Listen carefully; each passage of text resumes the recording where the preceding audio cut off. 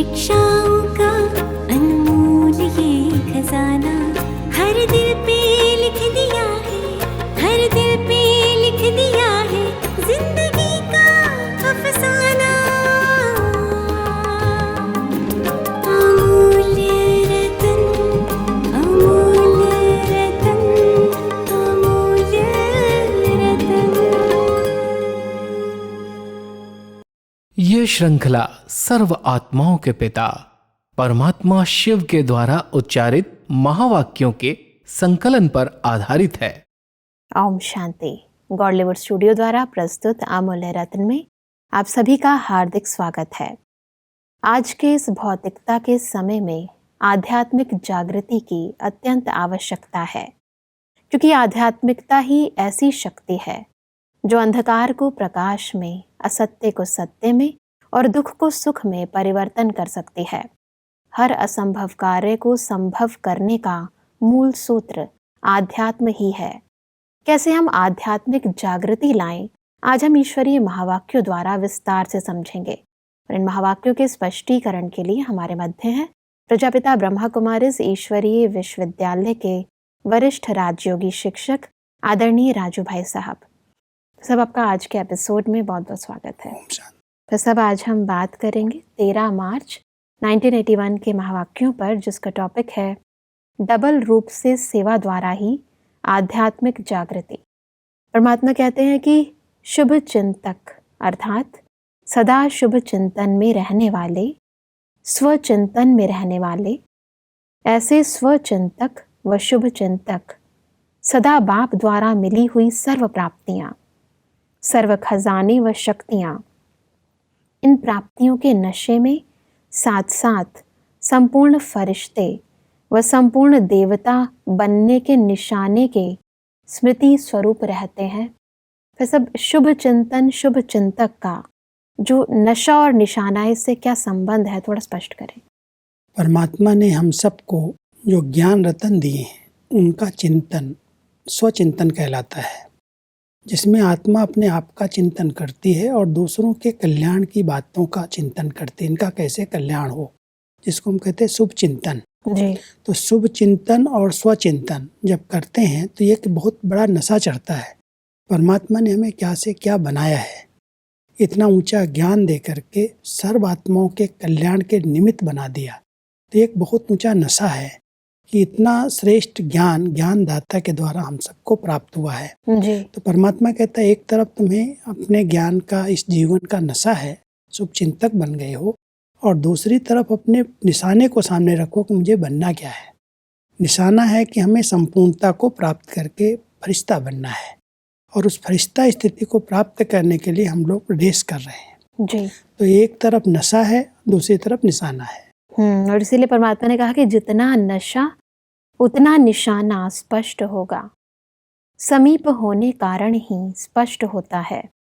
जैसे अपने पुरुषार्थ का रूप स्पष्ट है, वैसे संपूर्ण फरिश्ता रूप भी इतना ही स्पष्ट अनुभव होगा। बनूंगा या नहीं बनूंगा, यह संकल्प भी उत्पन्न नहीं होगा। अगर ऐसा कोई संकल्प आता है कि बनना तो चाहिए, वह जरूर बनेंगे ही। इससे सिद्ध होता है कि अपना फरिश्ता स्वरूप इतना समीप व स्पष्ट नहीं।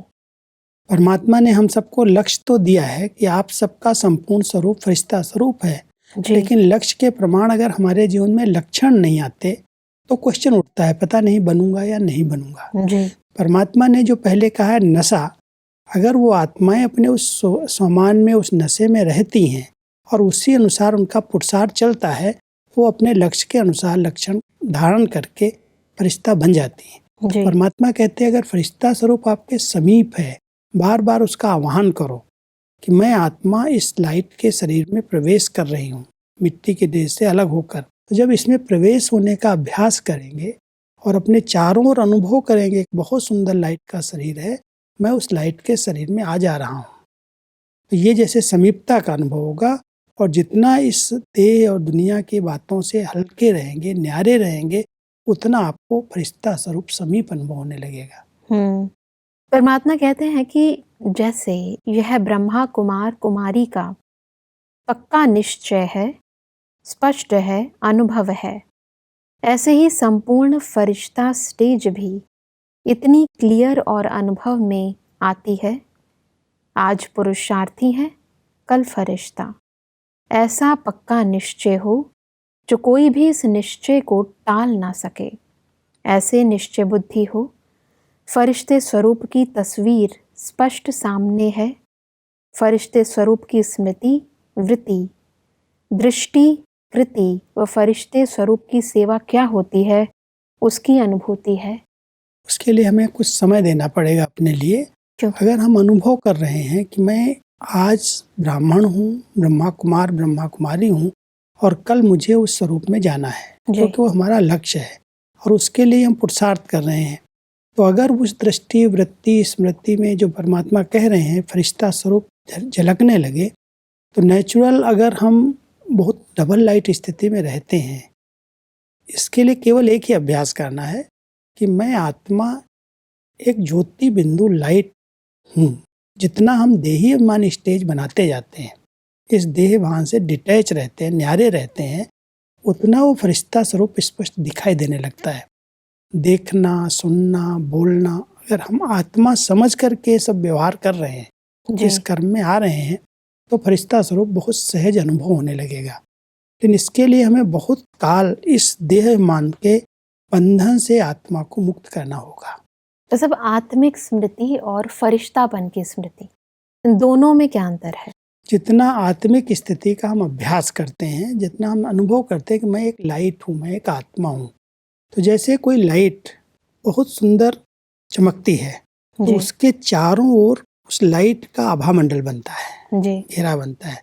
आप कोई प्रकाश से कोई दीपक जला के रखें, तो दीपक की लौ छोटी होगी, लेकिन उसकी जो रोशनी चारों तरफ से फैल रही है वो लाइट का एक घेरा बन जाता है।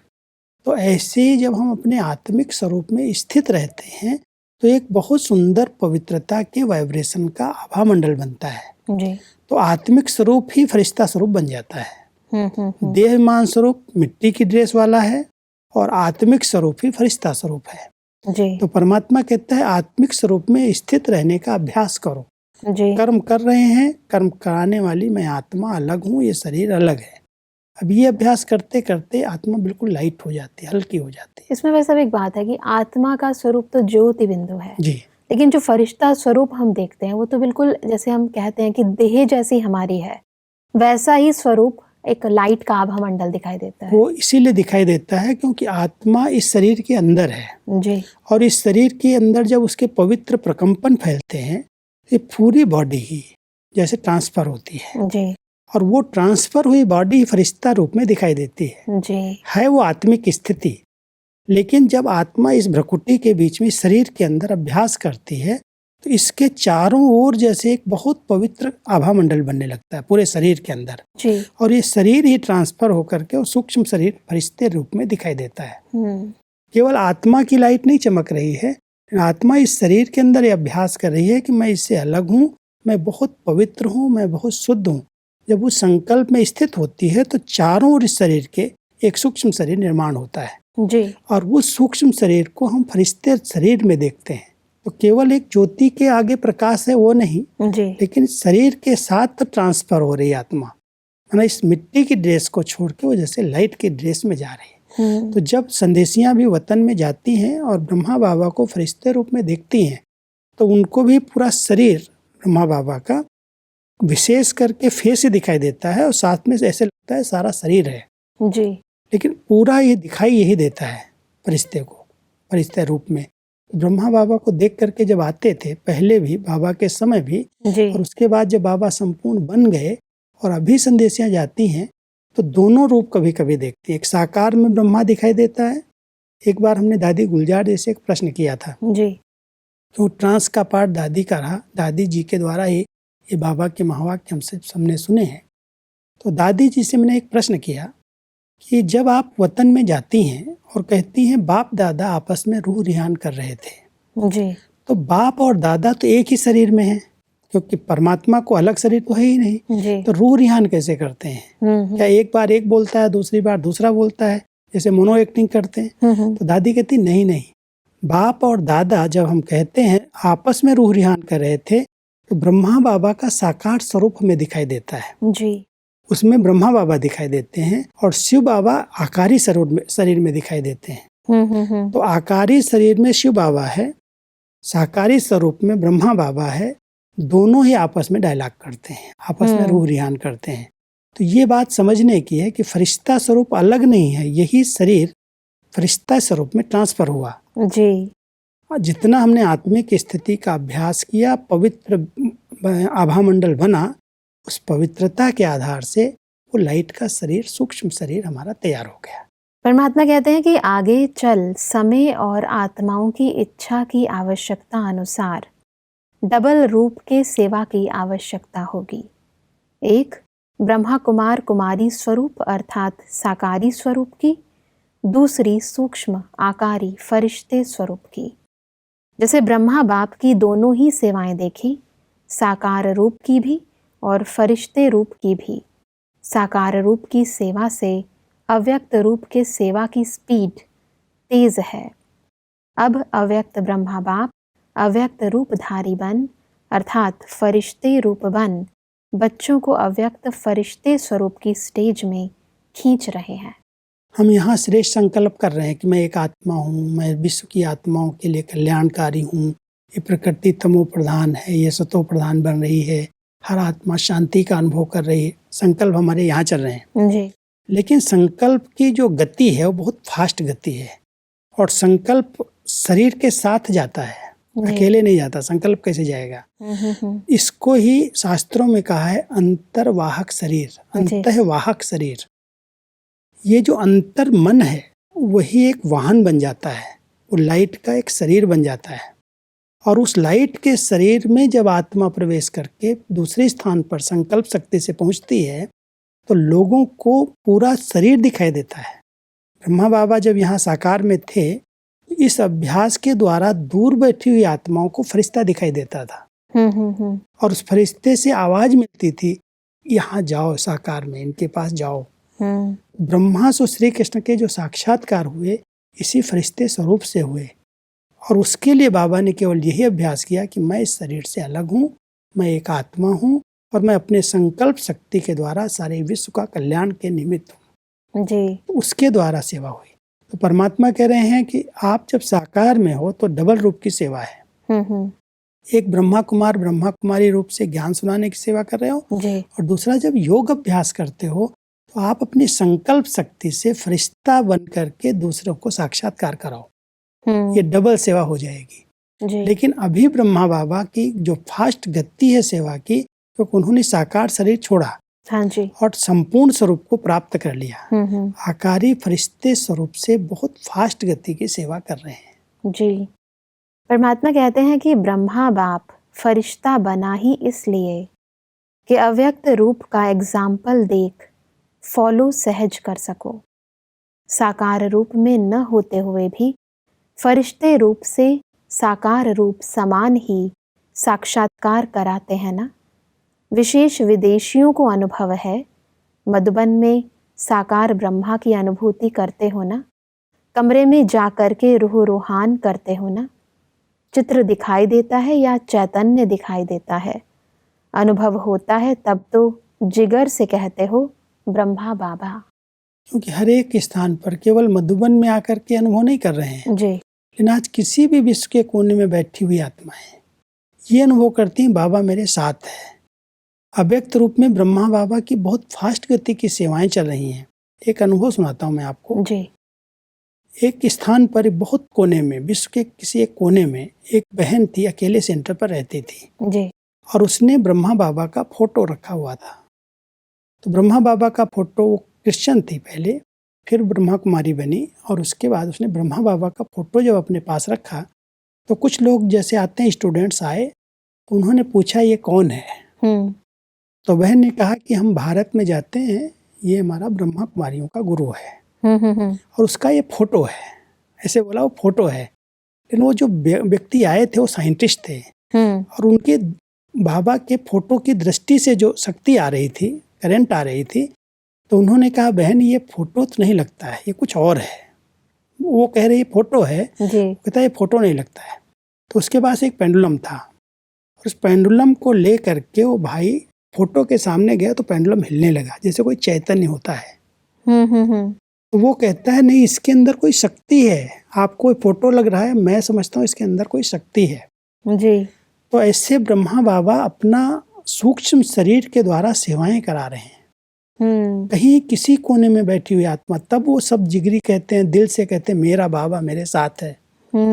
निराकार रूप में सिर्फ शिव बाबा साथ नहीं है इस समय जी।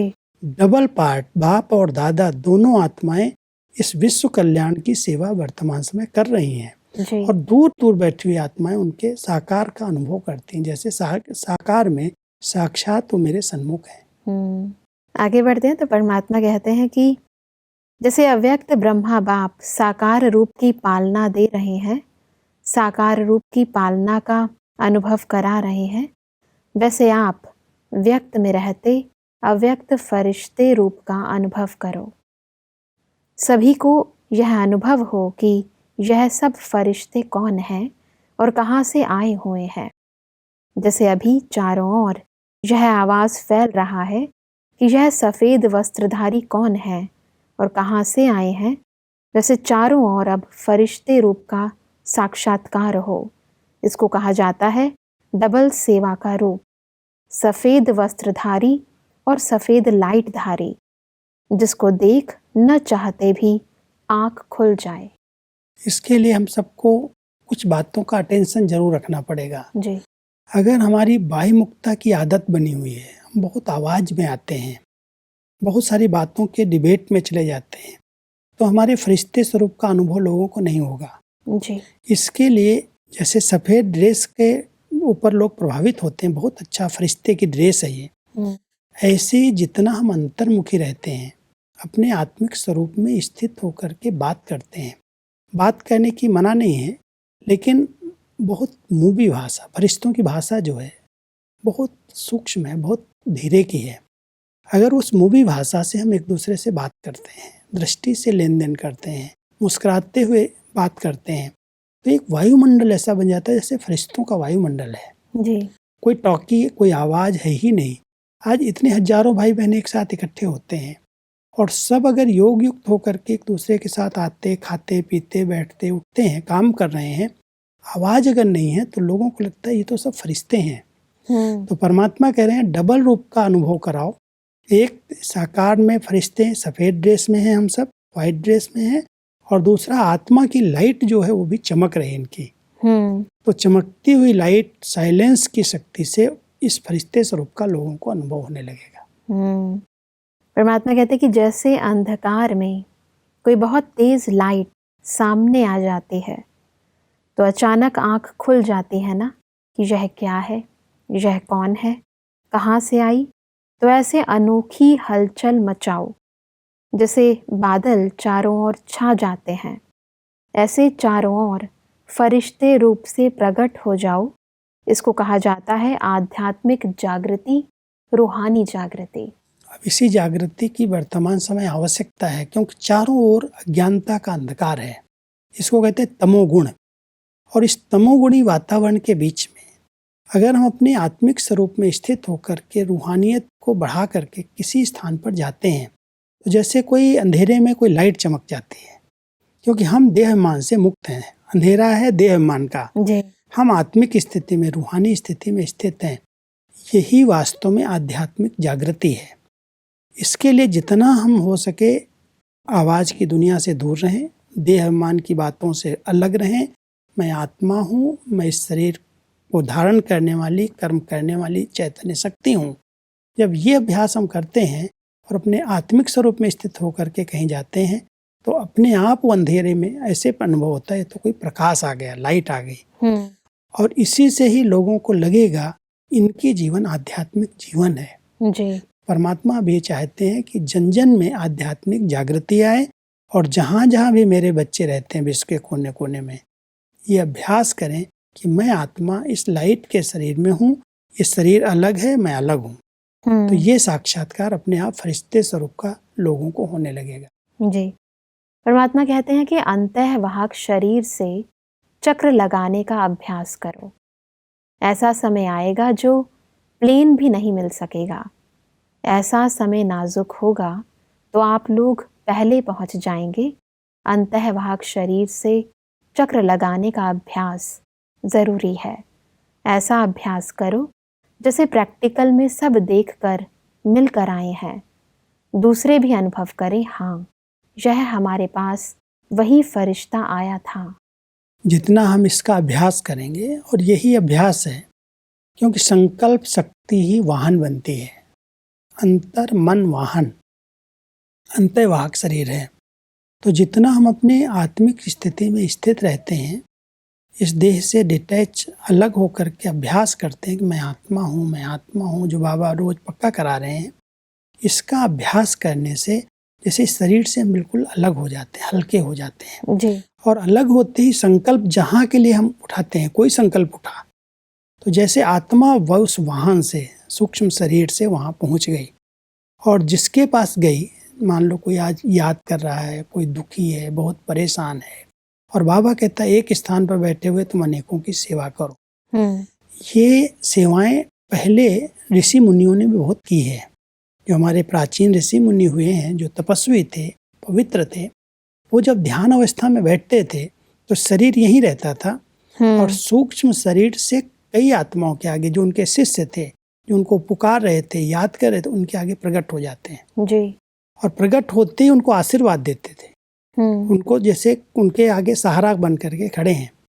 तो परमात्मा कहता है ये अनुभव तो लोगों ने पहले भी किए हैं, और अभी आप बच्चे इस अंतिम समय में इसका अभ्यास करो।